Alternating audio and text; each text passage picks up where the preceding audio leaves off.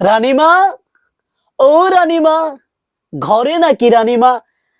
কে রে এত সকাল সকাল আমাকে ডাকছে? রানীমা, দীর্ঘ 15 দিন হয়ে গেছে আপনার মেয়ে কার সাথে প্রাইভেটে যায়, কার সাথে স্কুলে যায়, এই খোঁজ খবর কি রানীমা আপনি রাখেন? আরে বর্ষ, সকাল সকাল তো সে চলে যায়, তাই এত খোঁজ খবর নাই। কেন তোর সাথে যায় না? না রানীমা, না, আজকাল আমার পকেটের টাকা শেষ করে আপনার মেয়ে অন্যজনের সাথে হাত ধরে হাঁটে, আপনার মেয়ে অন্যজনের সাথে চলে, এটা হতেই পারে না। তবে রানীমা, আরেকটা কথা শুনেছি, বলবো নাকি?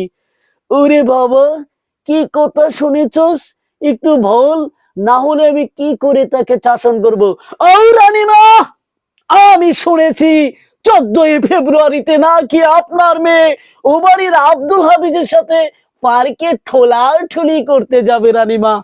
এটা আমি বিশ্বাস করি না রানীমা। আরে বর্ষ, আমি আগে জিজ্ঞাসা করি না আমার মেয়েকে? না রানীমা, আপনার মেয়ে আব্দুল হাফিজের সাথে পার্কে যাবে আর আমার পকেটের টাকা আপনার মেয়ে সব খেয়ে দিচ্ছে, এটা হতে পারে না রানীমা। তবে রানীমা, পরবর্তী পার্টে আমরা পরের কথাগুলি বলবো। আসুক না 14 ফেব্রুয়ারি।